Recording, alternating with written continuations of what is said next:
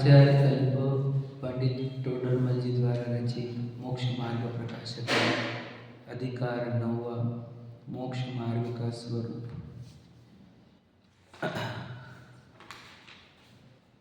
पूर्ण सुख दशा आत्मा में प्रकट होती है, अतः आत्मा में ही मोक्ष होता है। पूर्ण सुख दशा आत्मा से ही मिलती है, इसलिए आत्मा ही मोक्ष का मार्ग है। समझ रहे?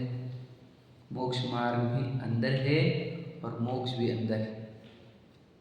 ये खोज कहाँ चल रही है हमारी? बताओ। मोक्ष अंदर है और मोक्ष मार्ग भी अंदर है, ये पता चलने पर हमारी खोज अंदर चालू होनी चाहिए। बाहर क्यों खोजे नहीं हम? बाहर क्यों नहीं खोजे? हम अनादि से तो खोज ही रहे हैं बाहर। तो बाहर कुछ मिलता है क्या?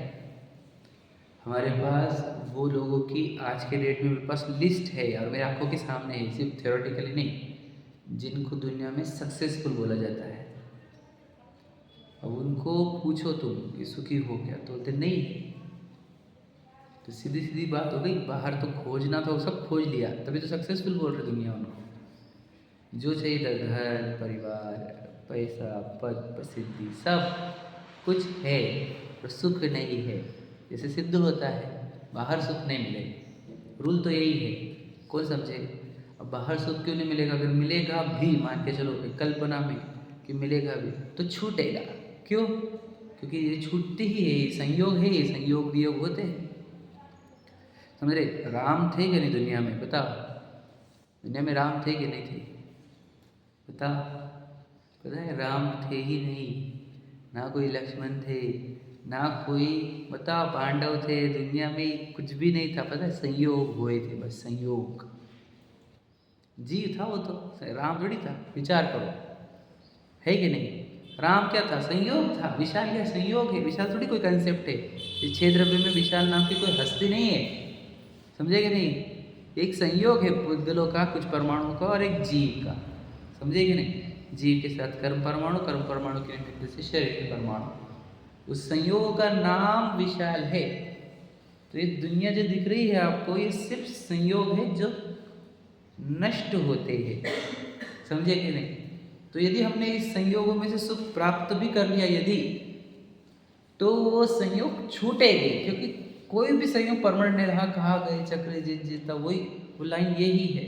और अनित्य भावना यही बताती है कि ये सब संयोग है, संयोगों का वियोग होता है, बस इतना ही है, बस सिंपल। तो लो, एक तो बाहर सुख मिलेगा ही नहीं, पहली बात समझो। और मिला भी यदि तुम कल्पना भी कर लो सुख है, तो वो टेम्पररी है, वेरी टेम्पररी। समझे कि नहीं? वो कभी भी नष्ट हो जाता है।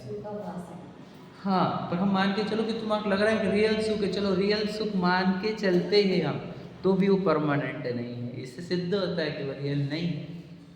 समझे कि नहीं समझे? तो भाई मेरे पास इतना पद है, मेरे पास पैसे है, मेरे परिवार, बंगले है, बच्चे, परिवार, क्या मुझे पता है, हम प्रशंसा पर दुनिया हमारे वाहवाही है। तो ये कितने दिन? ये बता। चक्रवर्ती पद है हमारे पास, इंद्र पद है, कितने दिन? ये बता।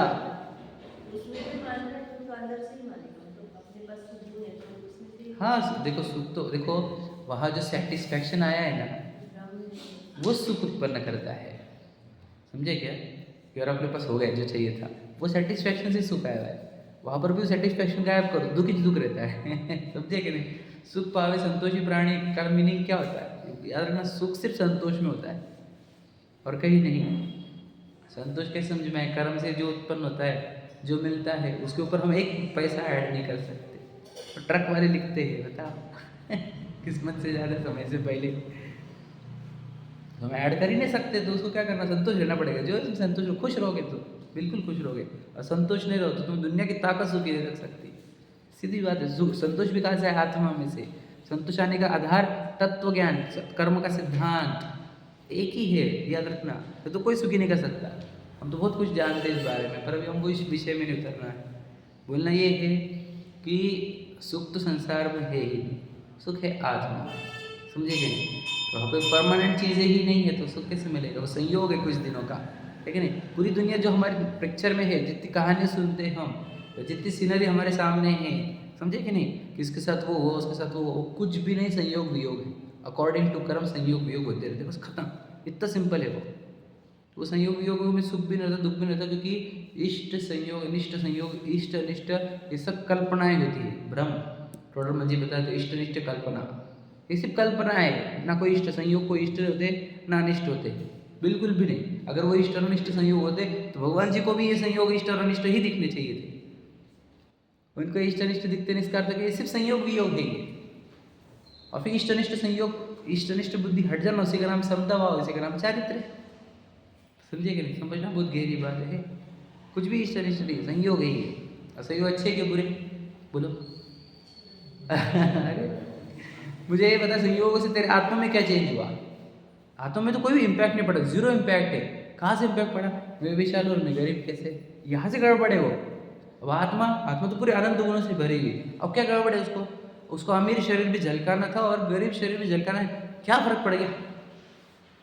आत्मा अमीर होती है कि गरीब? बता, आत्मा तो कभी गरीब होती है नहीं, क्योंकि अनंत गुणों से भरी हुई है, अनंत शक्तियों से भरी हुई, प्रभुत्व गुणों से भरी हुई प्रभु है वो एक। समझ रहे कि परिपूर्ण परमात्मा भगवान है वो एक्चुअल में। हम क्या बताए, राजा वही है इस दुनिया में, अनंत ज्ञान दर्शन गुण आदि का राजा है वो। समझे कि हम गरीब होते नहीं, पर वो देखने की तरीका गलत है हमारे पास। ठीक है, तो कहना ये है कि आत्मा में सुख है, क्योंकि आत्मा ही सुख से भरा हुआ है। ठीक है, अब आगे बढ़ते हैं हम। तो ये सुख की प्राप्ति कब होगी? तो जब हम आत्मा को जानेंगे, मानेंगे तो, और आत्मा में रमेंगे तो। इसको ही सम्यक दर्शन ज्ञान चरित्र बोलते हैं। अब सम्यक चरित्र के बारे में हमारे कल कुछ बात हो रही थी, वो भी बात लेनी है, और फिर निश्चय व्यवहार बात लेनी है, तभी समझ में आएगा। ठीक है, फिर भूमिका के तौर पे बात करते हैं कि देखो सम्यक चरित्र के बारे में शंका थी हमारे कल बहुत सारी, सबके अंदर स्पष्टता नहीं थी, हमने प्रूव कर दिया। हम स्पष्टता कर लेते हैं। देखो, तो 6 ढला की लाइन से शुरुआत करता हूँ। अभी मिथ्या चरित्र का वर्णन क्या किया दूसरे ढाल में, बताओ, याद है किसी को? या ही प्रतीति जुत्कच्छु को क्या है, सो दुख जायक अज्ञान जान। वो क्या था? सब मिथ्या ज्ञान। पहले मिथ्या दर्शन के बारे में बहुत सारा बोला, और या ही प्रतीति जुत कच्छु का ज्ञान, थोड़ा सा ज्ञान है वो दुखदायक अज्ञान जान, उसको मिथ्या ज्ञान बोल दिया। और मिथ्या चरित्र के बारे में क्या बोला पता है? इन जुत विषयन में जो प्रवृत्ता को जानो मिथ्या चरित्र। मिथ्या चरित्र का नाम क्या दिया? जो विषयों में प्रवृत्ति है।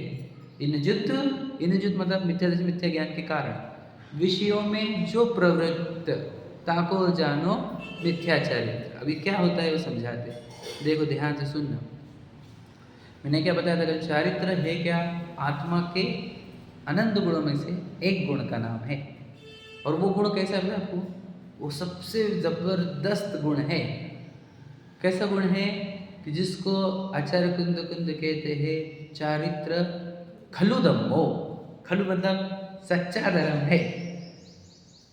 मतलब सोचो, चारित्र गुण इतना पावरफुल है कि वो अगर गलत काम करे तो अनंत संसार है, और चारित्र गुण सही काम करे तो मुक्ति है। याद रखना, इतना पावरफुल गुण है। मैं आपको बोल नहीं सकता चारित्र गुण के बारे में, पर समझ में आएगा आपको। हल्लू बोलना ये है सबसे स्ट्रांग, यानी श्रद्धा ज्ञान भी हमारे को क्यों चाहिए? चारित्र के लिए। समझ रहे कि नहीं? श्रद्धा ज्ञान, सम्यक दर्शन, सम्यक ज्ञान सपोर्टिव एक्टर है, मेन एक्टर चारित्र है। अब देखो बोला, कभी तुम सम्यक दर्शन को बोलते, कभी सम्यक चारित्र को बोल रहे, ऐसा क्यों? अपेक्षा, इसी को तो अपेक्षा बोलते हैं। आज हमारी चारित्र को बोलने की अपेक्षा है, आज हम दर्शन को नहीं बोलेंगे। क्यों? सम्यक दर्शन हो, सम्यक चारित्र ना हो, मुक्ति नहीं क्या? बोलो, सीधी सीधी बात है। सम्यक चारित्र के लिए सम्यक दर्शन, सम्यक ज्ञान होता है। बराबर है क्या नहीं? सम्यक दर्शन के गीत क्यों गाया तुमने? क्योंकि आज शुरुआत होती है। इससे पहले सम्यक दर्शन के गीत गाए, और सम्यक दर्शन समझ में आया, सम्यक चारित्र के गीत गाने हमारे को, क्योंकि भैया वो खलु धम्मो, खलु का मतलब क्या? सच्चा धर्म तो चारित्र ही होता है। तो सम्यक चारित्र का अर्थ क्या? आत्मा का गुण है एक, और चारित्र गुण का काम क्या है? स्थिरता करना, स्थिरता प्रदान करना, टिकना। समझे कि नहीं? टू बी विद इट, उसके साथ रहना। तो चारित्र गुण किसके पास है? सभी आत्माओं के पास है। समझ रहे? मिथ्या दृष्टियों के पास भी और सम्यक दृष्टियों के पास है कि नहीं? क्योंकि सम्यक दृष्टि मिथ्या दृष्टि पर थोड़ी चारित्र गुण काम करेगा। गुण है वो एक वस्तु है आत्मा नाम की, उसके अंदर एक कैरेक्टरिस्टिक्स गुण धर्म है, कौन सा चारित्र का, स्थिरता करने का है ना, स्थिर रहने का कहीं पे भी। तो वो स्थिरता मिथ्या दृष्टियों के पास भी है और सम्यक दृष्टियों के पास भी है, जो अज्ञानियों के पास भी है, ज्ञानियों के पास भी है। तो मिथ्या दृष्टि कहाँ स्थिर होते हैं, हमने 6 अलग लाइन में पढ़ी, विषयों में, है ना। तो विषयों में स्थिर रहता है क्या वो, प्रश्न ये है, मिथ्या दृष्टि विषयों में स्थिर रहता है क्या, प्रश्न ट्रिकी। कहाँ स्थिर रहता है मिथ्या दृष्टि, विषयों में। कहाँ रहता है स्थिर, स्थिरता समझ में आ रहा है आपको, स्थिरता, हाँ बोलो क्या बोल रहे, कहीं भी नहीं रहता, नहीं स्थिर रहता है, समझ में आ गया, विषय स्विच करेगा वो, शरीर में एकत्र होती है ना, शरीर को अपना माना, उसके विषयों में स्थिर है पूरे। मैं थोड़े आप उत्तर तो दिए विषयों में, वो तो मैंने 6 की लाइन बताई दी आपको, आपको उसकी गहराई में जाना है। वो जो श्रद्धा रहता है उसको फल पदार्थ में बैठने के इसमें स्थिर है। ठीक है, फिर भी नहीं आना उत्तर नहीं। टीवी देख रहे ना तो बोलो क्या बोल रहा हूँ उसमें स्थिर हो जाता है। हाँ बराबर, टीवी में जैसे स्थिर होता है, समझ में, मूवी थिएटर में गया स्थिर हुआ, हाँ बिल्कुल सही पकड़े आप, अब आया लाइन पे तुम, है ना, गजब की, अब समझ में आया, क्या बोला समझे क्या। आप तो बोल रहे थे पहले स्थिर रहता, फिर टेलीविजन से मोबाइल पे गया, मोबाइल से इस पे गया, उस पे से उस पे गया, तो स्थिर कहाँ है वो, ऐसा प्रश्न तो पहले पढ़ा आपको कि स्थिर कहाँ है, स्थिर है वो, बोलो काय में, राग में अब क्लियर हुआ, क्लैरिटी आई, राग में स्थिर रहता है वो। तो विषय जो रहते हैं वो राग से ही तो विषयों में जाता है। देखा कैसे, राग देखने का, सुना क्या, सुनने का राग, स्मेल का राग, टेस्ट का राग, टच का राग, हाँ या नहीं, स्थिर है नहीं वो, बिल्कुल स्थिर है राग में, समझे कि नहीं। आप बोलेंगे जब हम दुकान पे बैठते तब तो हम देखने में, सुनने में, टेस्ट में, टच में, तब राग में है क्या नहीं स्थिर, तब भी राग में स्थिर है, धंधा हो, पैसा आए, प्रॉफिट हो। जब हम नौकरी कर रहे तब भी तो बॉस खुश रहे, ये खुश रहे, परफॉर्मेंस अच्छा हो तो अपने इंक्रीमेंट होगी। अब समझ रहे कौन से मोमेंट पर ऐसा है जब वो राग में नहीं है, बता। इंद्रों को तो कमाई का भी टेंशन नहीं, भला क्या भैया है कि नहीं, आजीवन का उनका इंतजाम है, उनको 1 रुपये भी कमाना नहीं पड़ता, तो उनको राग होता है क्या, बोलो वो कहाँ पे, वही स्थिरता है कि नहीं वहां पर, काहे में स्थिरता है बताओ, भोगों में ही, राग में ही स्थिरता है। आपको स्थिरता कैसी पता है, बताओ कैसी स्थिरता है वो, कैसी स्थिरता है, अखंड, अखंड, आप समझ रहे कब से अखंड है, बताए आपको, अनादि से, एक समय का पॉज नहीं आया उसमें, समय बोल रहा हूं मैं, समय, एक समय का पॉज नहीं आएगा उस राग की धारा में, वह समझे क्या बोल रहा हूँ। तो राग सहित जग में रूलियों की लाइन समझ में आ रहा है। तुम्हें इधर से उधर, उधर से उधर घूम रहा हो तो कैसे घूम रहा हूँ मैं, I am not going at different places, I am in one place only, राग। अब तो मोटे बुद्धि वाले को समझ में नहीं आ रहा, राग तो हमने बोले इंद्रियों में, तू विषयों में है ना, तो तू राग में है, विषयों में तो देखो मिथ्या चरित्र है, विषय मिथ्या चरित्र है क्या, भोग मिथ्या चरित्र है क्या, विचार करो। चारित्र का अर्थ क्या होता है, स्थिरता, तो भोगों में लगना स्थिरता से क्या संबंध होगा, समझे क्या नहीं। तो भोग मिथ्या चरित्र क्या बोला गया दुनिया को, तो याद रखना 2 चीजें बोली जाती है, जो समझदार, प्रौढ़ और उच्च बुद्धि के होते हैं उनको फैक्ट बताया जाता है, जो रियलिटी है, जिसको निश्चय बोलते हैं हम, और जो मंद बुद्धि के, अल्प बुद्धि के, बाल बुद्धि के, शुरुआत के स्तर पर कोई कमजोर ज्ञान वाला जीव हमारे साथ होता है तो उसको उपचरित उपदेश देते हैं, उपचार करके, आरोपित कथन करके उसको समझाया जाता है ताकि वो आगे चल के रियलिटी समझे। तो अज्ञानियों को क्या बोला गया, मिथ्या चारित्र, कि जो विषयों में है वो मिथ्या चारित्र में है। अब सोचो क्या बोला गया, मतलब कोई भोगों में है तो वो कह रहे ये मिथ्या चारित्र है, तो सोचो भला ये भोगों का और वो चारित्र गुण का कोई कनेक्शन नहीं जुड़ रहा है, लेकिन सही बैठ रहा है कि नहीं, वो लेके जाएगा कि नहीं राग पर। जैसे आप आए पहले उत्तर से दूसरे उत्तर पे आए ना, तो आए कि नहीं, ये व्यवहार ने लेके जाता है निश्चय नहीं पर, समझ रहे, ये समझ रहे, ये बहुत जरूरी है व्यवहार ने निश्चय समझना। सिखाया क्या जा रहा है मिथ्या चारित्र के नाम पर भोग, बराबर है कि नहीं, ध्यान से लेना, क्योंकि मैं उस चैप्टर पे आना लो बिल्कुल, आप जितने गहराई से इसको समझोगे वो चैप्टर उतना गहराई से समझ में आएगा। मिथ्याचारित्र अज्ञानी जन है, बाल बुद्धि वाले हैं, पहले बात सुनने वाले, उनको मिथ्याचारित्र कैसे समझाया कि जो भोग हो रहे हैं वो मिथ्याचारित्र है, इसको व्यवहार से बोला जाता है, बराबर है ना।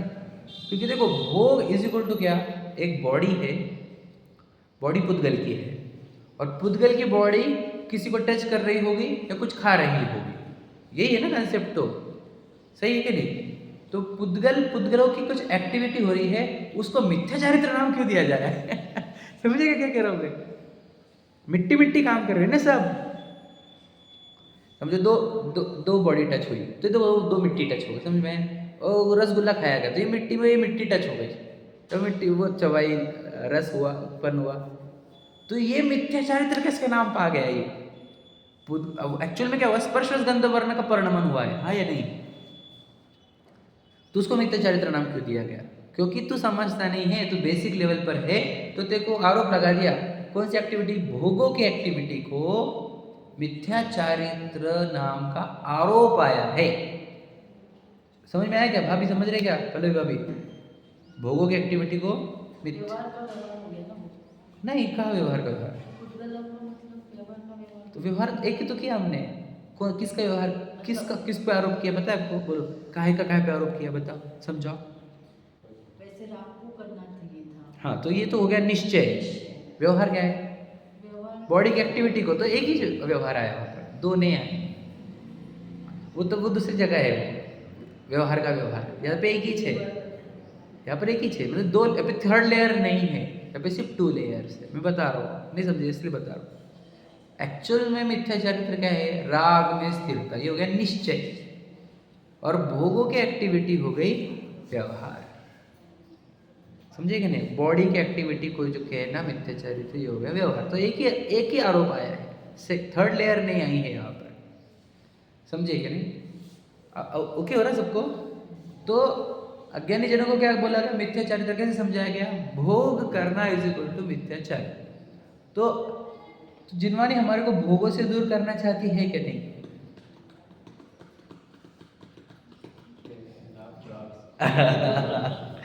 क्लियर हुआ, भोग क्यों नहीं चलते तुम्हारे को, क्योंकि तू राग करता है, उसमें तो तड़पता है, राग आग होती है।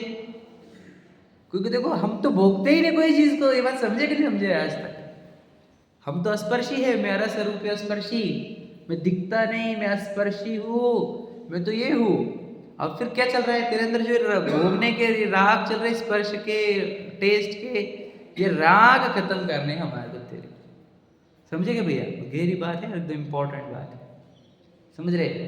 तो मिथ्याचारित्र एक्चुअल में क्या है, राग की अखंड धारा, वह मिथ्याचारित्र होता है। वह क्लियर हुआ, अब समझे आपको स्पष्ट। मैं स्थिर हूँ क्या नहीं हूँ, बता, मिथ्या दृष्टि स्थिर है क्या नहीं पूरी, नहीं वो तो यहाँ पे बैठा, फिर वहाँ पे बैठा, फिर वहाँ पे बैठा, फिर वहाँ पे बैठा, फिर वहाँ गया, फिर वहाँ गया, फिर वहाँ गया, फिर वहाँ गया, स्थिर है क्या नहीं स्थिर है, बताओ। अब सोचो कि वो दुखी कैसे, मिथ्याचारित्र वाली दुखी कैसे, क्योंकि उस जगह स्विच हो रहा है, इससे सिद्ध होता है कि वो दुखी है। समझे कि नहीं समझे। अगर वो एक जगह पे भी रुक जाता ना, ध्यान से सुन लेना, एक जगह पे अगर स्थिर दिखे तो एक अपेक्षा से हम सुखी बोल भी सकते थे उसको, पर वो स्थिर कहीं नहीं है, इससे सिद्ध होता है कि वो सुखी नहीं है। समझेगा, झपट्टे उसके झपट्टे सिद्ध कर रहे हैं कि उसको वहां पर सुख नहीं मिला है कि नहीं। अब मुझे तो जिसके अंदर राग की धारा हो और वो एक जगह बैठा भी हो, मान के चलो टेलीविजन के सामने हो 5 घंटे, तो वो सुखी है क्या नहीं है वापस।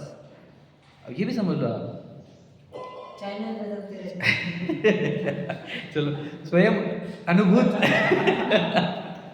अरे बुरा मत लग रहा, हम भी वही है, कोई अब अलग थोड़ी है, तो कोई स्वयं अनुभूत है ना ये तो। और रील्स भी देखते तो ऐसे दे घुमाते रहता है ये, हाय कि नहीं। तो अच्छी लगे तो वापस पूछे लेगा, अरे तो घुमाओ, देखा थोड़ा बोर हो रहा, घुमाओ, क्या कर रहा है ये, विचार कर, तो पता थोड़ी क्या चल रहा है अपने अंदर, कुछ भी पता चलता है। तो सोए हुए है ना नींद में, मोह की निद्रा में, समझ में आ गया। स्पष्टता करनी हमारे को, हम स्थिर है, अखंड धारा चल रही है, समझ में आ गया। इस स्थिरता की तोड़ कब होती है, ये जो धारा अखंड चल रही है, इसका तोड़ तब आता है जब पहली बार आत्मानुभूति होती है। सम्यक दर्शन होता है।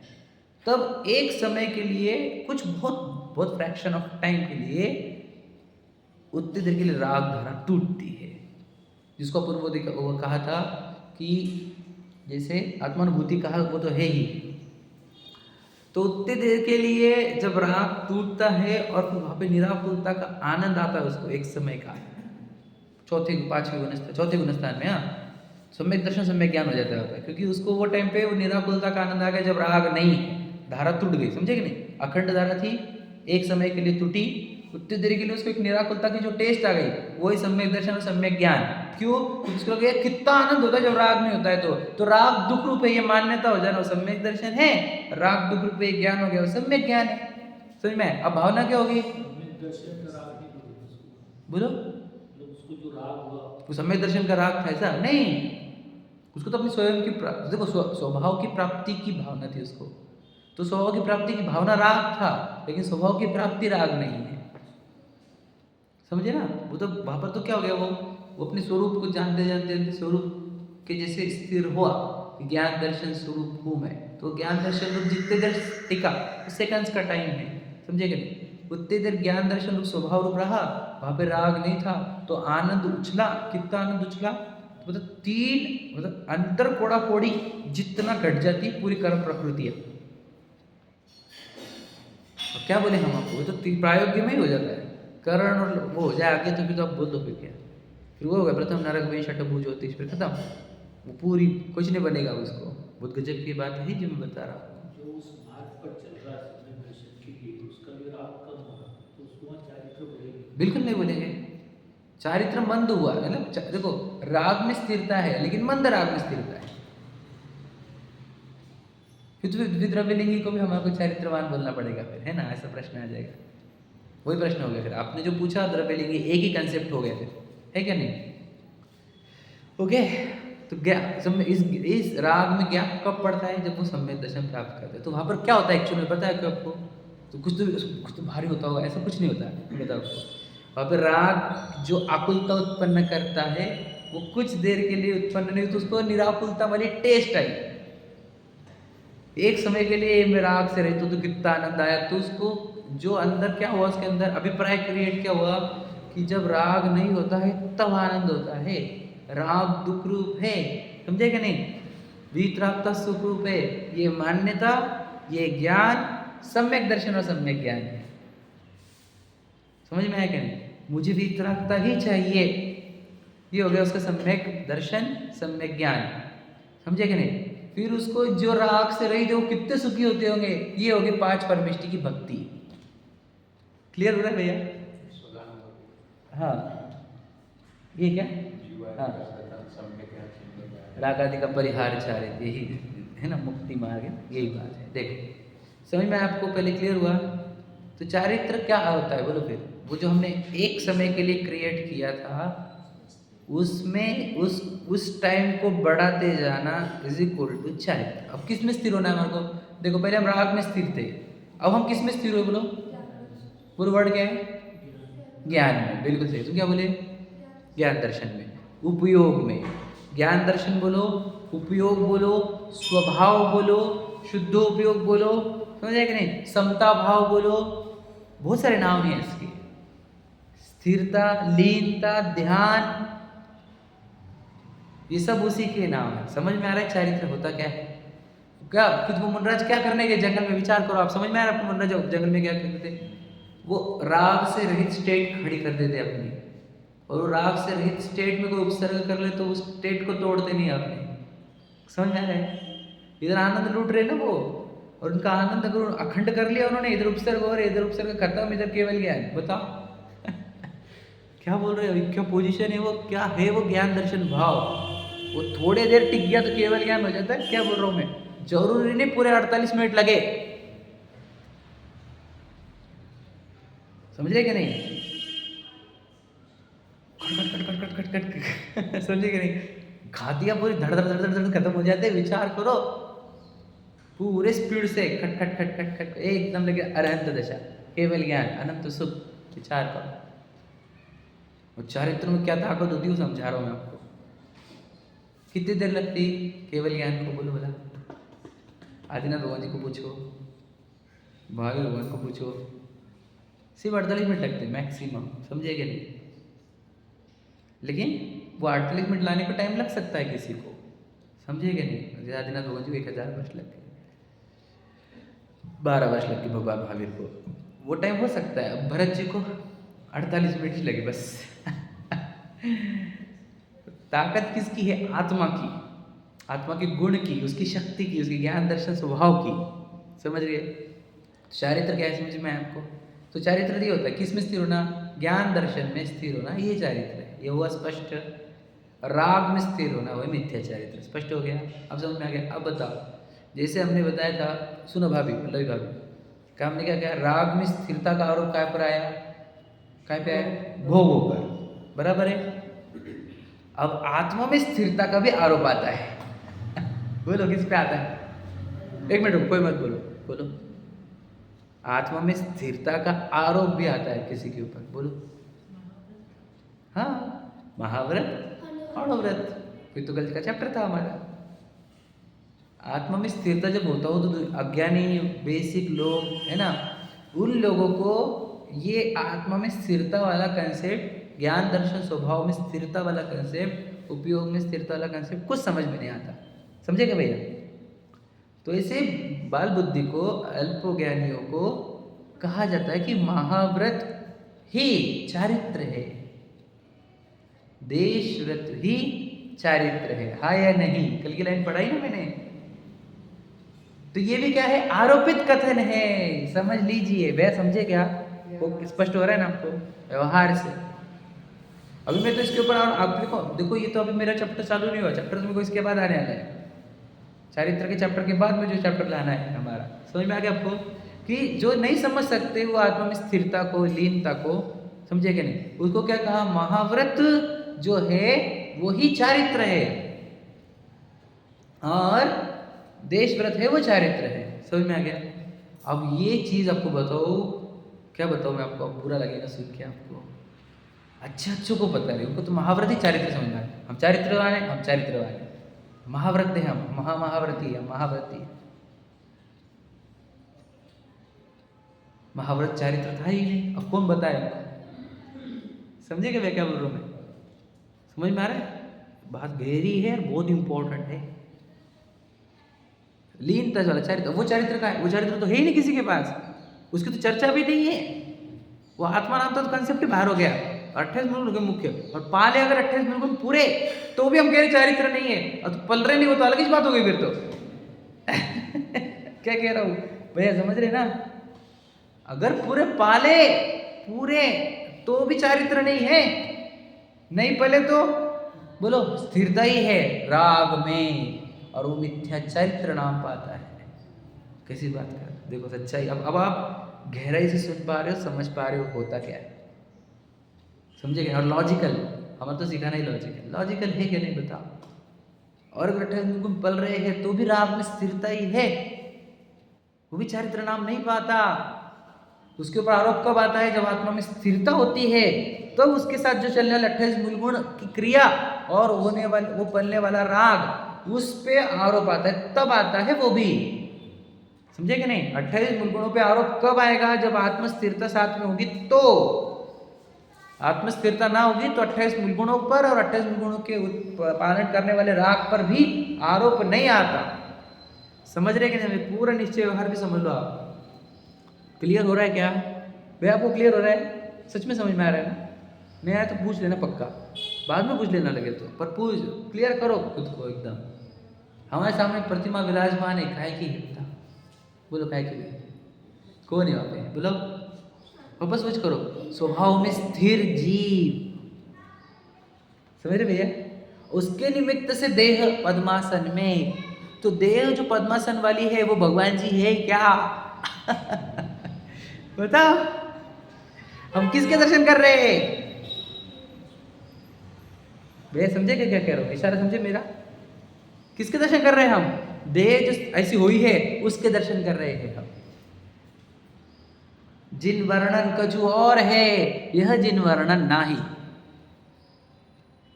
अनंत भगवान को द्रव्य गुण परे से जानने को क्यों कहा हमारे को? क्योंकि तुम शरीर के द्रव्य गुण पर्याय के दर्शन कर रहे हो भैया, पुद्गल के द्रव्य गुण पर्याय के दर्शन कर रहे हो, है क्या नहीं? तो ऐसी मुद्रा आई है जिनकी एटमाइजेशन में ऐसे जो भाव प्रकट किए हुए जीव के दर्शन करने हमारे को। क्या कहा, समझ रहे कि नहीं? कौन सा भाव था वो? स्थिरता, स्वभाव में स्थिरता। तो सीधा सीधा उपदेश है आपके प्रतिमा के सामने, स्वभाव में स्थिर हो जाओ, बस राग की श्रृंखला तोड़ो और स्वभाव में स्थिर हो जाओ। कितना महान उपदेश है, बताओ बताए। ऐसे उपदेश प्राप्त होना महाभाग्य लगता है इसको, महाभाग्य। और समझना, इशारे को समझने वाले समझदार बनना, वो तो महाभाग्यवान जीव होते जो इस इशारे को समझ जाते हैं। बाकी तो सिर्फ उस शरीर के दर्शन करके चले जाते हैं, बताओ। और कुछ तो शरीर के भी दर्शन नहीं करते, अपनी इच्छाओं के दर्शन करके चले जाते हैं। फैक्ट है कि नहीं? कुछ आते हैं अपनी इच्छा के दर्शन करके चले जाते हैं, हाँ या नहीं? या फिर और स्पष्ट कर देते मेरी ये इच्छा है, बोला क्या? और कुछ लोग उस शरीर के दर्शन करके चले जाते हैं, बताओ।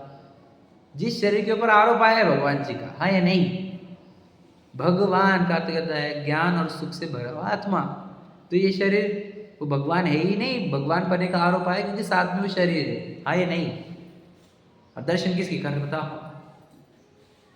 इससे सिद्ध होता है हमारा भी ज्ञान परिपक्व नहीं हुआ, हम व्यवहार में खेल रहे हैं अभी, है कि नहीं? व्यवहार से शरीर का, भगवान जी बोला तो शरीर में भगवान मान रहा है, कोई तो व्यवहार के लेवल का है, तो बाल बुद्धि है अभी, समझे क्या नहीं?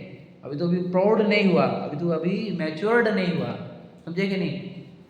समझ में आ गया पे? तो हम सम्यक चारित्र का आरोप पे आया, 28 मूल गुण की देह की क्रिया और 28 मूल गुणों को पालन करने वाले राग, उसके ऊपर आरोप आता है। कब? जब आत्मस्थिरता होती है तब। उसमें जितनी आत्मस्थिरता होती है उतना ही चारित्र कहा जाता है, बराबर है? तो देशव्रत में भी उसको थोड़ा सा आत्मस्थिरता होती है, बाकी का राग ही राग चलता है, इसलिए उसका नाम देश चारित्र है। नाम क्यों उसको देश चारित्र? देश मतलब क्या? एक देश, थोड़ा। अब चारित्र वो दिन भर तो कर रहा है, वो उसके जो भी वो 5 अनुव्रत लेता है, वो दिन भर पालता है कि थोड़ी देर पालता है? दिन भर पालता है, फिर भी तुम थोड़ा सा क्यों बोल रहे हो उसको? अब लाइन समझे क्या बोल रहा हूँ मैं? मेरा इशारा समझे क्या भैया? पाल तो वो समझ लीजिए, मान के चलो किसी ने 25 साल से लिया है अणुव्रत और उसने 70-80 साल तक जो जीवन था उसका 100 साल तक पाला, तो उसने थोड़ा सा पाला कि पूरा पाला? 5 अणुव्रत तो उसने पूरे पाले ना, 50 साल। फिर तुम अणुव्रत क्यों बोल रहे हो उसको? देशव्रत क्यों बोल रहे हो? देश चारित्र क्यों बोल रहे हो? क्योंकि उसको स्थिरता थोड़ी हुई है, क्या समझे? अब किसी ने 1 घंटे के लिए मुनिव्रत लिया रियल वाला, और तुम उसको बोलते पूरा चारित्र, अरे वाह, 50 साल वाला देश चारित्र, 1 घंटे वाला पूरा चारित्र, ये कैसे चारित्र है? काहे पर, किसके आधार पर है? स्थिरता के आधार पर, समझ रहे ना भैया? क्वांटिटी और क्वालिटी। क्वालिटी, हाँ बस वो थोड़ा स्थिरता, देखो मतलब आधार क्या है? देश चारित्र बोलने का आधार क्या है? क्योंकि उसकी स्थिरता बहुत कम टाइम कर पाता है, स्वभाव में स्थिर वो बहुत कम टाइम, 15 दिन तक लग जाते हैं उसको वापस स्थिर होने के लिए, 5वें वाले को। और ये 6वें 7वें वाले अंतर्मूर्त में हो जाते हैं स्थिर वापस। मनराज इज इक्वल टू क्या बोलो? अब समझ में आया तुमको? अब पहले हमने शरीर से देखा था मनराज को, अब भावों से देखो। जो अंतर्मुत में ज्ञान दर्शन स्वभाव रूप हो जाते हैं वो मनराज होते हैं। देशव्रति मतलब क्यों? जो 15 दिन के अंदर ज्ञान दर्शन रूप हो जाता है वह पंचम गुण स्थान वर्ती, जो 6 महीने के अंदर ज्ञान दर्शन रूप हो जाता है वह 4थे गुण स्थान वर्ता है, और जो कभी ज्ञान दर्शन रूप नहीं होता वो हम हैं। बताओ, हमें ज्ञान दर्शन रूप होना ही किसको है यहाँ पर? बताओ। क्योंकि सबको पद होना, प्रसिद्धि होना, धन होना, पैसा होना, प्रॉपर्टियाँ होना, किसको ज्ञान दर्शन रूप होना है यहाँ पर? किसको? किसी को नहीं चाहिए, बताओ। किसी को चाहिए सच में? कौन ज्ञान दर्शन स्वभाव में स्थिर होना चाहता है? सच बताओ, कौन होना चाहता है? कोई नहीं। चतुर्थ गुणस्थान वाले को जैसे देश चारित्र पांचवें, उसको चतुर्थ गुणस्थान को आप जैसा भी बोलते हैं। हाँ, उसका आरोप, क्योंकि उसने कोई एक्शन की नहीं ना, उसको भाव भी नहीं हुआ। तो उसने भाव की, देखो क्या पे आरोप आता है? भावों के ऊपर। मैंने क्या बताया कल? हाँ, तो क्या एक्शन है बताओ? भाव बहुत है उसको, भाव बहुत नहीं है। सोचो, उसको भाव बहुत होते, तीव्र भाव होते, तो 5वां गुण स्थान आ जाता ना उसको भाव बहुत नहीं हो रहे हैं, इसलिए तो 4था गुण स्थान है। 6 महीने तक भाव नहीं हो रहे, उसको विचार करो, तो इससे सिद्ध होता है ना, समझे कि नहीं? इसलिए तो चारित्र का नाम देते नहीं उसको, कभी देते ना, सिर्फ दे देते गए स्वरूपाचरण चारित्र, इतना सब बोल दिया। है, कुछ आंशिक है, हम ये नहीं बोलते, लेकिन जिसको दुनिया चारित्र बोले वो चारित्र नहीं है, इसलिए चतुर्थ गुण स्थान को अविरत अविरत बोलते हैं हम उसको, समझे कि नहीं? एक सम्यक तो है, नष्ट करने है उसको, समझे कि नहीं? चारित्र अपेक्षा से चौथे गुण स्थान को वंदन है क्या? पांचवे को तो भी हम बोल देते हैं कि यथा योग्य नमन श्रावक श्राविकाओं को, है या नहीं? अणुव्रतियों को, है ना, बोलते कि नहीं, व्रतियों को, लेकिन चौथे गुण स्थान वाले को बिल्कुल भी नहीं। क्यों नहीं? चारित्र नहीं है। तो हमको चतुर्थ गुण स्थान वर्ती नहीं चलते, देव कैसे चलते पूजने को तुम्हारे को? उसमें अधिक से मिथ्या दृष्टि बहुत सारे तो कैसे बातें कर रहे तुम, समझ रहे क्या? समझ रहे? असंयमी को वंदन होता नहीं जिन शासन में, सिर्फ संयमियों को वंदन है, याद रखना। असंयमी तीर्थंकर हो, हम लोग वो भी नहीं चलेंगे, तीर्थंकर का जी वंदन नहीं होगा इस जीवन में। मतलब संयमी को वंदन मतलब क्या बोलो? स्थिरता वाले को वंदन समझ में आया? जो स्थिरता करता है उसको वंदन करेंगे हम, बस। संयम मतलब वो नियम से नहीं, स्थिरता से। जो स्थिर होते हैं स्वभाव में, तो तुम्हारे पास वो चीज़ है जो मेरे पास नहीं है, मैं स्थिर नहीं हो पा रहा, आप स्थिर हो पा रहे, तो आप मेरे लिए आदर्श, आप मेरे लिए पूज्य, आप मेरे लिए, समझ रहे कि नहीं, वंदन योग्य, महिमा योग्य, विनय योग्य, समझ रहे कि नहीं? क्योंकि आप स्थिर हो पा रहे हो ज्ञान दर्शन स्वभाव में, मैं ज्ञान दर्शन स्वभाव में स्थिर नहीं हो पा रहा हूँ। तो चतुर्थ गुण स्थान वाले छठवें सातवें को वंदन क्यों करते हैं? समझ में आ गया क्या? सीधी सीधी बात हो गई कि नहीं? मुनराज वंदन योग्य क्यों? क्योंकि ज्ञान दर्शन स्वभाव में स्थिर होते, तो क्या होते हैं? प्रचुर स्वसंवेदन, पता है आपको मुनराज इसका मीनिंग क्या? प्रचुर प्रचुर मात्रा में स्वसंवेदन होते रहता है। ये सुना है कि नहीं वर्ड? प्रचुर मात्रा में ज्ञान दर्शन रूप रहते हैं, तो इतनी निराकुलता होती है, समय समय असंख्यात गुना विशुद्धि बढ़ती है, समय समय असंख्यात गुना कषाय घटती है, गुण श्रेणी निर्जरा होती रहती है। क्या बताया हम? मुनराज होते क्या है? क्या बताया हम आपको? सातों छठो, सातों छठो सुना ना आपने? तो सातों मतलब क्या? स्थिरता, छठो मतलब अस्थिरता, स्थिरता अस्थिरता। और कैसा रहता है? झूला अंतर्मूर्त में कई बार सातों छठवा हो जाता है। क्या कह रहे हो? तो वो जो प्रश्न है कि तुम ये आपको 2-2 घंटे कोई बिजी है कहीं पे, प्रवचनों में, प्रोग्राम में 5-5 घंटे, 3-3 घंटे, 2-2 घंटे, 1-1 घंटे, अब वो अंतर्मुक्त अंतर्मुक्त कहाँ चला गया? स्थिरता वाला। समझेंगे क्या क्या हुआ? इशारा समझे क्या? अंतर्मुहूर्त में तो आत्मलीनता चाहिए, अंतर्मुहूर्त में आत्मलीनता नहीं हो तो डायरेक्ट फर्स्ट। समझ रहे कि नहीं समझ रहे? क्योंकि दीक्षा क्या के लिए तुमने 28 मिनट क्या क्यों पाल रहे? स्थिरता के लिए। भूल के स्थिरता करना, तो पहला गुण स्थान। चलो सोचो ये कैसे करो। मेरे सिद्धांत है ये, घर के पूरे जिनवानी के सिद्धांत है, ऑन रिकॉर्ड बोलता हूँ, तो चेक करो कहीं पर। अंतर्मुहूर्त में आपको आत्मलीनता चाहिए, और तो उसी के लिए गया था दीक्षा लेके, भूल गया। ऐसे बोलते दीक्षा लेने का टाइम याद कर, कहा क्या बोला था दीक्षा लेते वक्त? मुझे आत्मा में लीन होना है, मुझे दीक्षा दो। अब क्या भूल गया? मुझे कर्म शत्रु का नाश करना है कि नहीं? तो समाधि के समय मांग लेते हैं कुछ, है ना, कि बहुत तकलीफ हो रही है, मुझे जल दे दो। तो दे याद कर दीक्षा का समय क्या बोला था, ऐसे याद करा करके उसको बनाते स्ट्रॉन्ग। सुना है ना आपने ये? समाधि के टाइम पे शपथ जो रहते हैं, है ना, तो उनको सुनाते हैं वो समाधि कराने वाले, क्या बोलते हैं उनको? निर्यापक। बता दे कि भैया अपन दीक्षा लिए तो क्या भावना थी अपनी, तो छोड़ दे सब चीज़ें, अपना है नहीं कुछ भी। दीक्षा लेने वक्त तो यही भावना थी ना कि मैं स्थिर होऊंगा, तो भूल कैसे गए ये बताओ? क्लियर हुआ? स्थिर, हाँ, अच्छा फिक्स टाइम तो चलेगा ही नहीं। फिक्स टाइम में तो फिर गए, फिर प्लानिंग आएगी, बिगड़ जाएगी। चलेगा ना हमारे को? तो कितना देंगे? 1 घंटे का? तू परमात्मा है, बस हो गया हमारा कितना प्रवचन बस हो गया ना, कितना चाहिए हमारे को? अब देखो मैं बोलूँ कितने बार, आपको असर तो पड़ रहा नहीं, क्यों? क्योंकि तुम भी तो वैसे हो हमारे जैसे।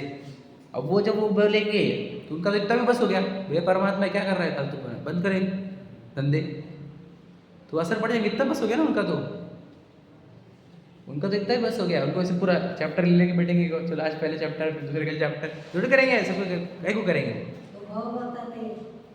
फिर बता दे, अगर ज्ञानी हो तो, वैसे ज्ञानी हो तो बोल दे भाई तो क्या था पता तुझे? कौन था तू? क्या भावना से आया हुआ है पता तुझे? नहीं पता तुझे? छोड़ ही सब, तो ऐसा ऐसा रहता है वो, समझे ना। तो उनको ऐसे कोई सिस्टमेटिक ऐसा प्लांट ऐसा कुछ नहीं रहता। अतिथि शब्द से मुनिराजों के लिए होता है, क्योंकि उनकी कोई भी चीज़ की कोई तिथि नहीं होती है। विहार की तिथि नहीं, आहार की तिथि नहीं, काहे की तिथि नहीं, जाने की नहाने की नहीं। क्यों? वे अपने आत्मा में लीन रहते हैं और जिस समय वो विकल्प आ गया उस समय कर लिया, बस खत्म है। ऐसा इतना है वो कोई चीज़ से बंधे हुए नहीं है। वर्ड अतिथि जो है वो सिर्फ मुनिराजों के लिए फिट होता है, लेकिन तुमने आजकल आने वाले मेहमानों को भी बोलते अतिथि। अब अतिथि भी गायब हो गए, गेस्ट हो गया, है कि नहीं?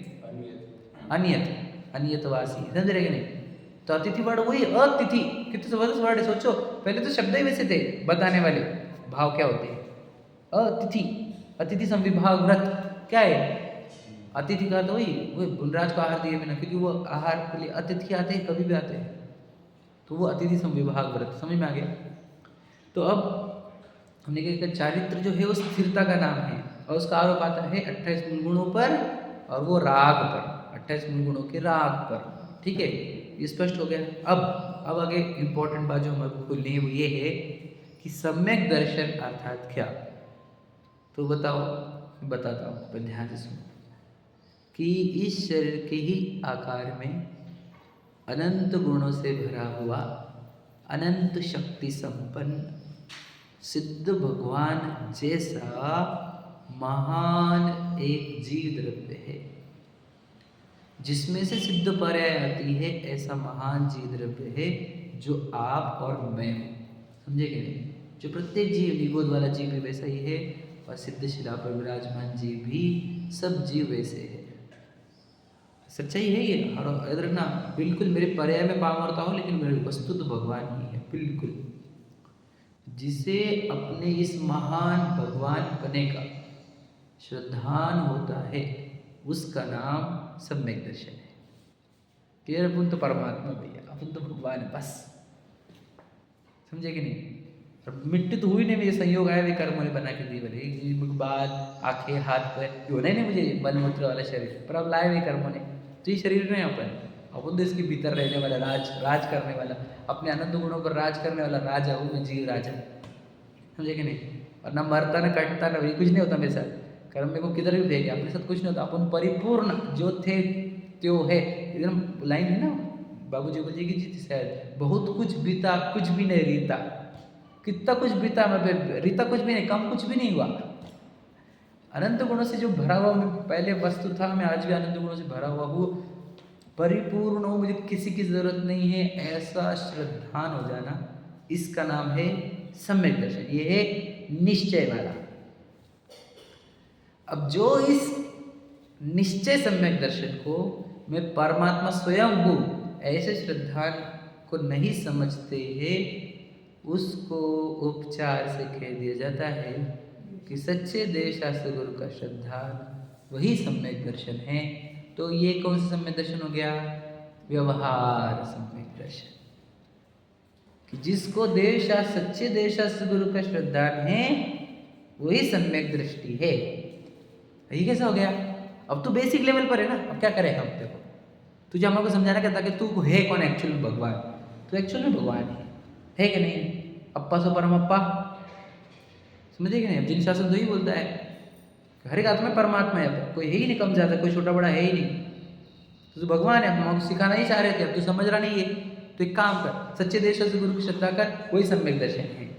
अभी किसके लिए था? वही बाल बुद्धियों के लिए, एंट्रेंस लेवल पर है ना, बेसिक लेवल पर, जिसको बोलते हैं कि फाउंडेशन लेवल पर। समझ रहे कि नहीं? तो हमने बताया कि जो सच्चे देव शास्त्र गुरु की श्रद्धा है तेरी, वही सम्यक दर्शन है। अब लोग कैसे हो गए? बाल बुद्धि वाले, उनको सच्चे देव शास्त्र गुरु की श्रद्धा हो गई तो बोलने कि सम्यक दर्शन हो गया, अपने सम्यक दर्शन हो गया, सम्यक दर्शन हो गया। अब तो वही गड़बड़ है वो, जैसे 28 मूल गुण वाले अब खुद को चारित्रमान मान रहे थे, वैसे ही ये खुदे को धारण का त्याग करके खुद को सम्यक दृष्टि मानने लग गया। समझे कि समझे? क्लियर हुआ? तो वे व्यवहार सम्यक दर्शन कब कहा जाएगा? जब सच्चे देव शास्त्र गुरु के सिवा कहीं और न जाए तो। बराबर है, तो पक्का हुआ। व्यवहार सम्यक दर्शन कब कहा जाएगा? निश्चय के साथ चाहिए वो, ठीक है। और अगर कोई खुदे गुरु को धर्म के पास जाए तो व्यवहार सम्यक दर्शन पे गायब, कुछ भी नहीं तुझे, तो जीरो है हमारे जैन धर्म में। तो जैन ही नहीं है तो नाम भी मत लगा अपने आप को जैन, बिल्कुल मत लगा। डोंट डिसरिस्पेक्ट आवर रिलीजन, समझेगा नहीं? हमारे धर्म को बदनाम मत कर कहीं और जाकर, बिल्कुल मत कर। तो जैन ही नहीं बेटा, तो हमारा नाम बदनाम कर रहा है। तो तीर्थंकरों को छोड़कर, देवादि देवों को छोड़कर इधर उधर ढुक रहा है, तो कुछ तो सेंस है क्या तेरे को? समझे क्या नहीं? जैन से ही बाहर है तू, बिला जैन नाम लेकर के जैन को बदनाम कर, इसीलिए तो फिर ये आज जैनों की इतनी वैल्यू डिग्रेड हुई ना, उसी के कारण हुई है। तुमने तीर्थंकरों की वैल्यू छोड़कर किसी और की वैल्यू करनी चालू कर दी, समझे क्या नहीं? इसलिए देखो तुम पुण्य कितने क्षीण होते जा रहे हैं आजकल लोगों के। पैसे कमाने के लिए मायाचारी पर उतर गए हैं लोग, क्यों? क्योंकि सीधे तरीके से पैसे नहीं आ रहे, पुण्य इतना क्षीण कर दिए हुए है, मायाचारी पर उतरना पड़ रहा है। कितने गंदे गंदी झूठी झूठी बातें करनी पड़ रही है, बता। लोगों को लूटना पड़ रहा है, माल गड़बड़ करना पड़ रहा है। सोचो कितने पुण्य क्षीण किया है, और ये भावों से और कहा जाएगा, तो भरोसा ही नहीं भगवान का, समझे कि नहीं? कहा जाएगा ये बेचारा इतना पुण्य क्षीण क्यों हुआ? क्योंकि तीर्थंकरों को छोड़ छोड़ कर कई दूसरे से जाने लग गए तुम, महान जैन शासन को छोड़कर, तो इतने पुण्य क्षीण होते जा रहे हैं डे बाय डे। सोचो राजपाट छूटे कैसे तुम्हारे से? तीर्थंकरों के दिव्य ध्वनि से दूर होने से छूटे हुए, समझे कि नहीं समझे? तो आज भी अगर दूसरी तरफ जा रहा है तो जैन ही नहीं तो यहाँ सम्यक दर्शन भी नहीं तुझे, समझे कि नहीं? इसलिए जो जीव सिर्फ सच्चे देशास्त्र गुरु के पास झुकता है, कहीं और नहीं जाता है, ऐसे जीव मैं परमात्मा स्वरूप को ये समझ सकते हैं, वही जीव समझ सकते हैं और कोई नहीं। तो ऐसे इसीलिए सच्चे देशास्त्र गुरु के पास आने को ही सम्यक दर्शन कह दिया गया। समझा क्या भैया? ये लाइन वही पैराग्राफ में समझा रहा हूँ, वो पैराग्राफ ही, कुछ भी नहीं अलग। तो बताओ तो यहाँ पर आने के बाद क्या करना था? आप सच्चे देशास्त्र गुरु के पास आ गए, को गुरु को देखो धर्म के पास नहीं जा रहे। अब मैं परमात्मा ही समझो, वो दिखा तो रहे। अब सच्चे देशास्त्र गुरु के पास आए, सच्चे देव देखे तो ध्यानस्थ, सच्चे गुरु से देखे तो ध्यानस्थ। अरे तुम समझ नहीं रहे इसमें से कि आत्मा में सुख है और आत्मा ही भगवान है। ये तो सच्चे देशास्त्र गुरु के पास आने का देखो इशारा क्या था? जिनवानी पड़े दूर बोल रहे आत्मा में भगवान है, आत्मा में ज्ञान है, आत्मा में सुख है, आत्मा ही भगवान है।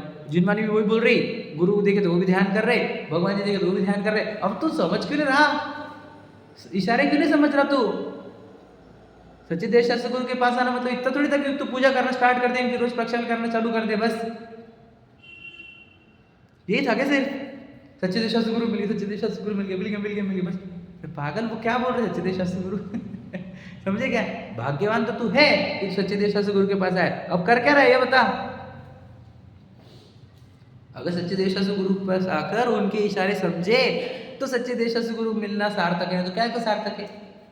यहाँ करीब फेल ही होना तो क्या है इंस्टीट्यूशन में हमारे, ये काहे के लिए है बताओ? भगवान जी भी मुनराज तीर्थ क्षेत्र देखे तो वो भी ऐसे, बोलो कैसे? जहाँ पे ध्यान किया जाता है। सोचे कि नहीं हमारे तीर्थ क्षेत्र में से थे ही नहीं क्या? खाओ पियो ऐश करो, जाना पड़ रहा है इतना ऊपर। अब लोग पागल लोग जाने लगे तो वहाँ पे भी खाने लग गया। क्या बोले आप? इतने ऊपर जाके क्या बता रहे हैं हम आपको? बताओ क्या बता रहे हैं? कि यहाँ पर उन मुनिराजों ने आत्मा का ध्यान किया था, ये बता रहे ना। आत्मा का ध्यान किया मतलब स्वभाव में स्थिरता, चारित्र, ज्ञान दर्शन में स्थिरता, उपयोग में स्थिरता, समता भाव, यही बता रहे ना। अब शिखर जी आते ना समता भाव याद आता, न स्वभाव में स्थिरता याद आती, कुछ भी नहीं। सिर्फ वो इतने बजे उतरे, नींबू शरबत, इतनी वंदना, इतने ये ड्राई फ्रूट, मुझे नहीं पता क्या किसका क्या चक्कर है। सेल्फिया हमारी इतनी वंदना हो गई, सबको बताओ, वीडियो कॉल करके बताओ।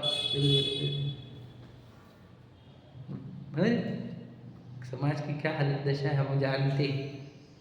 तो को इसलिए भेजा था हमने शिखर जी पर, हाँ इसलिए भेजे देखो हमने सेल्फिया निकालने के लिए, पागल। हाँ 1 घंटा ध्यान करता ना तो पूरे टुक नहीं कर पाया तो ठीक है, 1 घंटा कहीं तो सामायिक कर लेता, एक अखंड धारा में से थोड़े गैप निकाल लेता राग में, तो तुझे पता चलता कि यहाँ पर जिन्होंने ध्यान करके पूरा अखंड धारा कर ली वीतराग तक ही, उनको कितना आनंद आया होगा। तो तुझे वहाँ से उतरने की भावना ही ना होती, घर आने की भावना ही ना होती, है ना। रिटर्न टिकट के साथ जाने वाले लोग हैं कि नहीं हमारे को क्या भला होने का, हम वहाँ भी जाते हैं वापस आने के लिए। वो मुनिराज वापस आने के लिए गए नहीं थे, गए तो गए। बताओ, हमें समझना क्या है, मुझे समझाना क्या है कि तुझे सच्चे देव शास्त्र गुरु मिले। तीर्थ क्षेत्र भी कैसे आत्म ध्यान की ओर संकेत करने वाले, हाँ या नहीं? मुनिराज कैसे आत्म ध्यान की ओर संकेत करने वाले, भगवान जी भी आत्म ध्यान की ओर संकेत करने वाले। और हम इस पूरे जिन शासन में आकर आत्म ध्यान को पूरी तरह साइडलाइन करने वाले लोग हैं। इसी को पंचम काल बोला जाता है। अब तुम्हें जाओ एलोरा के दर्शन गुफाओं में, बौद्ध ने तो एक हॉल बनाया और साइड में छोटी छोटी कोपियाँ, देखना तुमने देखी क्या किसी ने? वो कोपियाँ ध्यान के लिए थी, बताओ। वो ध्यान को फोकस करते थे वो लोग, बौद्ध लोग। वो स्टार्ट की संस्कृति ना वो भी, तो उनमें भी ध्यान को इम्पोर्टेंस है। देखो आज भी विपस्सना वगैरह चल रहा है, वो उनके हिसाब से चल रहा है, बौद्धों के हिसाब से, समझ रहे? तो ध्यान को इतना इम्पोर्टेंस देते थे। और जैनों का भी देखो तुम, जैनों को भी अगर देखेंगे तुम तो वो हॉल है बीच में, है ना, वहाँ पे आराधना करके ध्यान के लिए था, समझे कि नहीं? अष्टद्रव्य चढ़ाने के लिए नहीं था, वो वीतरागी ध्यानस्थ मुद्रा देखकर ध्यान करने के लिए, ध्यान करने के लिए है ये मंदिर भी, ध्यान करने के लिए होते, पूजन के लिए कि ध्यान के लिए? आपको क्या बताया आपको? अब तू नहीं समझ पाता है ध्यान को, तो ले भाई पूजा तो भी कर। आपको वही प्रश्न है तो मेरे पास वो वीडियो पे कमेंट है कि आप, मुझे एक ही बात गलत लगी बोले आपकी, कि आपने बोला कि हमने ये फल फूल चढ़ाना दूसरों से सीखा, आर्य से सीखा था ना उसमें, उन्होंने हमारे से सीखा सुन, बोलता आपको ध्यान दो, इसको इस बात को स्पष्टीकरण समझ लो आप। देखो हाँ, यज्ञ वगैरह का कंसेप्ट उनके पास था, बराबर है, ये कंसेप्ट था ही ना हमारे पास यज्ञ वाला, उनके पास पूजन था ही नहीं, देव पूजन, ये बताया मैंने, मंत्र से यज्ञ करना ही उनके हुए। तो उसमें जो चढ़ाते हैं उसको बोलते हैं स्वाहा, चढ़ाने को वो जो डालते हैं उसको बोलते हैं स्वाहा। हमारे में तो स्वाहा बोलना भी अलाउड नहीं, सही बोलता हूँ आपको मैं, लेकिन अब क्या करें, ध्यान सुनना। अब वो करते हैं स्वाहा स्वाहा स्वाहा, अब हमारे लोगों को क्या है, बोल रहे ध्यान करने को, वो जान लग गए यज्ञ को, वापस भी भैया तू वापस यहाँ पर कर तो यहाँ पर ही कर ले स्वाहा, ऐसे तो प्रथा चालू हुई भी है। आपको क्या लगता है, बुरा मत लगने देना, सच्चाई है। पहले तो गुफाएं थे ना, मंदिर थोड़ी थे ऐसे वेल पॉलिश्ड गुफा थे, अब मंदिर भी थे, मतलब ऐसे नहीं थे, पर ऐसे बोल रहे हैं। वहाँ पे क्या किया जाता था बताओ भला? भक्ति की जाती थी, आराधना की जाती थी, ध्यान किया जाता था। अब लोग ध्यान से दूर होते गए हैं, तो उनको एक्टिविटी चाहिए थी, तो एक्टिविटी पूजन नाम की एक्टिविटी दी है उनको, तो ये हमारे पास उनसे आई हुई है ये। अब तो उधर जाता था, उससे वहाँ से बचाने के लिए तो वो यहाँ पे करने को लगाई हमने, समझे क्या काकी जी? बुरी नहीं है, गलत नहीं है बोल रहे हम, पर ये समझो। अब ये काहे के लिए, क्या के लिए थे पूजा, काहे के लिए रहती पता आपको? अष्टद्रव्य क्यों रहते? बोला है मैंने, पढ़ा ना अपने, काहे के लिए रहते अष्टद्रव्य, क्यों चढ़ाते, क्यों चढ़ाते बताओ? हाँ वर्ड क्या है, बोलो क्या बोले आप? हाँ उपयोग टिकाना, अवलंबन रूप बोला, अवलंबन वर्ड है वो, याद है क्या? तो अवलंबन क्यों? क्योंकि तेरा उपयोग जो भटका है वो लाने को और वो भाव जागृत करने को, बराबर है ना? हाँ या नहीं?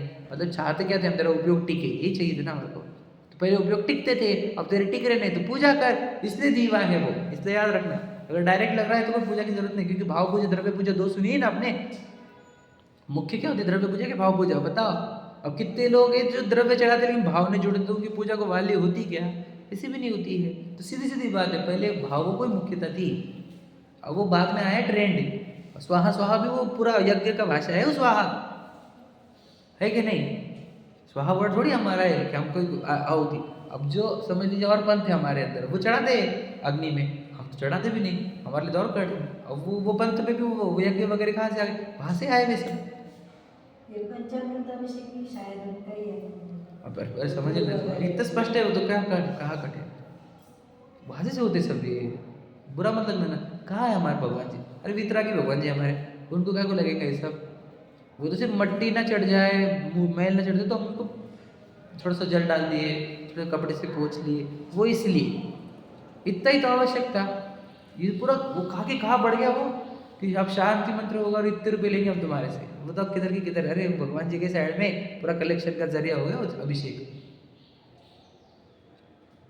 बुरा मतलब है, सच्चाई तो है, हमें सच्चाई बोलनी पड़ेगी। हमारा पूरा कलेक्शन, मंदिर के कलेक्शन का जरिया है शांति मंत्र। भाई आप देख के आए कि नहीं, सब तरफ वही है। अब ऐसे लगेगा आपको, बुरा मतलब नहीं देना, ये अपना मंदिर है, यहाँ पे कोई बोलने नहीं लगती अभिषेक। सब आओ सबको। अच्छा है, ये अच्छा ट्रेंड है। जिसको जो डालना डालो दान पेटी में, तुम हम उसका कर अभिषेक के लिए पैसे नहीं लेंगे हम तुम्हारे से।